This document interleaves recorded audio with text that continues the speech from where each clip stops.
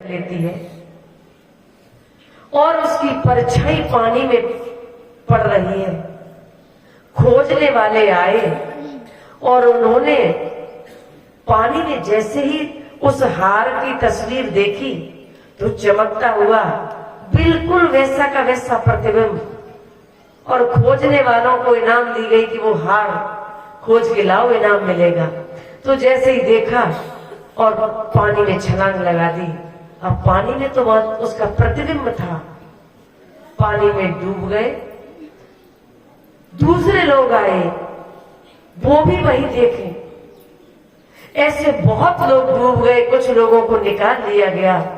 तब तक एक संत उसी रास्ते से आ रहे थे। उन्होंने कहा, यहाँ भीड़ भी जमा है और सब लोग कह रहे हैं कि इस पानी में हार है, दिखाई देता है, लेकिन मिलता किसी को नहीं, और सारे लोग पानी में छलांग लगाते डूब जाते। उस साधु ने कहा कि इसका रहस्य कहा कि हार भी मिलता नहीं, और जब पानी शांत होता है तो जीव का त्यों वैसे ही प्रतिबिंब दिखाई देता है। उन्होंने कहा कि इसका रहस्य खोजना है। जब देखा ऊपर तो एक वृक्ष के घोंसले पे वो हार लटक रहा था और उसका प्रतिबिंब पानी में पड़ रहा था, जिसको देख देख के 10 लोग पानी में कूद गए। साधु ने कहा कि भाई ठहरो ठहरो, ये हार इस पानी में नहीं है, हार ऊपर है। जिसका प्रतिबिंब देख के आप लोग प्रसन्न होके उसको उठाने भाग देते हो, वो ऊपर है। जब सबने ऊपर के लिए नजर की तो वो लटकता हुआ मिला। लोग चढ़ गए। अब हार लेने के चक्कर में 10-5 लोग पेड़ पे चढ़ गए। अब कुछ नीचे से गिरे, कुछ डाली से गिरे, किसी का पैर फिसला। अब जो बड़े सधे पैरों से, सधे हाथों से उस पेड़ पे चढ़ता गया तो उसे वो हार हाथ में मिल गया। वो सहज में उतर के आ गया कि महाराज जी आप धन्य हो। पता नहीं कितने लोग पानी में डूब के मर जाते, और आपने सही इशारा दे दिया, मुझे ये सोने का हार मिल गया। अब इस कहानी को आप अपने ऊपर लें कि हर चमकने वाली चीज सोना नहीं है। हम उस सत्य की खोज में, उस ज्ञान की खोज में किसमें डूब जाते हैं। कोई तो तीर्थों में डूब जाता है, कोई मंदिरों में डूब जाता है, कोई मस्जिदों में डूब जाता है, कोई व्रत में डूब जाता है, कोई उपवास में डूब जाता है, लेकिन वो चमकता हुआ सुंदर वो ज्ञान नहीं मिलता। उस ज्ञान की तलाश में डूबते जाते पूरा जीवन निकाल देते। कुछ तो ठड़ेसुरी बन के पूरा जीवन निकाल देते हैं।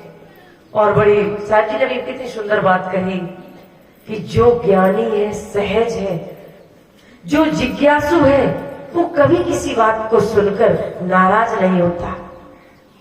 अपना पक्ष ठीक है, दूसरे का भी पक्ष सुनता है, और दोनों को सुनकर एकांत में उसका निर्णय करता है कि क्या गलत है, क्या सही है। लेकिन जितना ही अज्ञानी होगा, वो निर्णय करने से पहले वो सीधा सीधा लड़ने के लिए तैयार हो जाएगा। ये बात कैसे थी?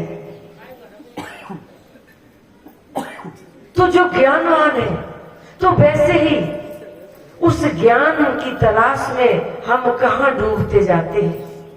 आप सोचो कि पाप अपराध मेरा मन करता है और गंगा स्नान हम शरीर को कराते हैं। अब इस बात को यदि कह दें तो सीधा सीधा कहते हैं, अभी आप कह भी चुके हो कि कबीरपंथी तो सीधा उल्टा बोलते हैं। पश्चिम की बात हो तो पूरब की बताते हैं। सारा दुनिया तो एक तरफ जाती है और ये कबीरपंथी ठीक विपरीत दिशा में जाते हैं। कबीरपंथी विपरीत नहीं जाते हैं, सिर्फ सत्य बात को कहते हैं। आप सोचो कि गंगा के जल से, उसमें गंधक के पहाड़ से होने के कारण कीड़े नहीं होते हैं। वो पानी आपके पापों को कैसे दूर कर लेगा? उस पानी से हमारा शरीर शुद्ध हो सकता है। गर्मी लग रही हो, हम स्नान कर लेंगे, ठंडक मिल जाएगी। प्यास लगी हो, पानी पी लेंगे, मुझे शांति मिल जाएगी। लेकिन आत्मज्ञान मेरे मन को शांति, कि मन का मैल सत्संग में बैठ के धोते हैं। कैसे?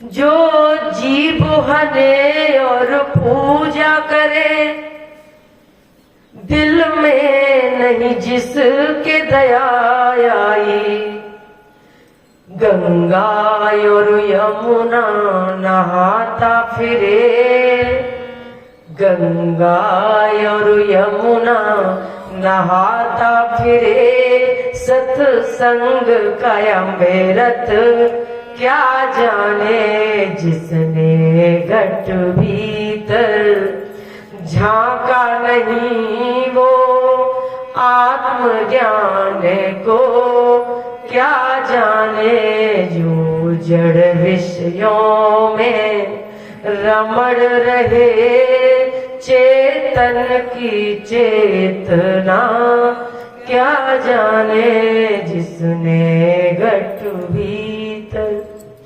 जो जीव हने और पूजा करे, दिल में नहीं जिसके दया आई, और गंगा और यमुना नहाता फिरे।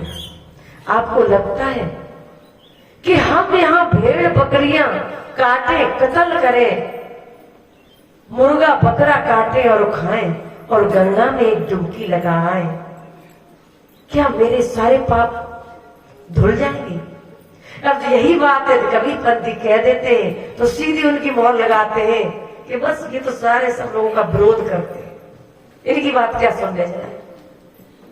आपकी आंखें खोल रहे कबीरपंथी और इशारा कर रहे हैं कि उस प्रतिबिंब को देख देख के सब लोग डूबो मत, वो आत्मज्ञान ऊपर है,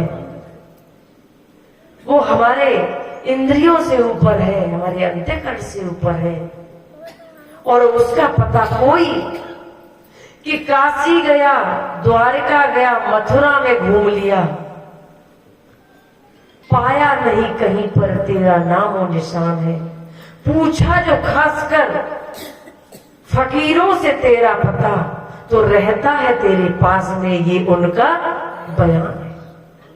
उन संतों का बयान है कि वो तेरे पास रहता है, तेरे अंदर रहता है। और उस जगह चढ़ने के लिए कि ज्ञान पंथ उस भांति है जैसे पेड़ खजूर, चढ़े सो चाखे प्रेम रस, गिरे सो चकना।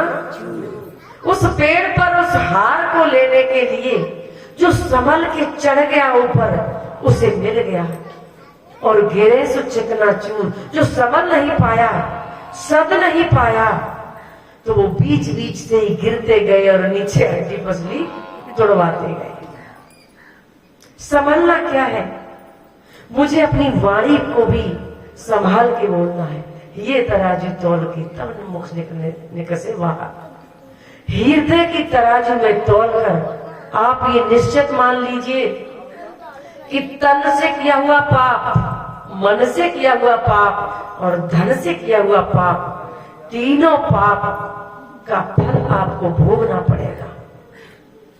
आप अपनी वाणी से मर्जी आए उसे गाली दे दो, मर्जी आए उसकी निंदा करो, चुगली करो, उसे अपशब्द बोलो,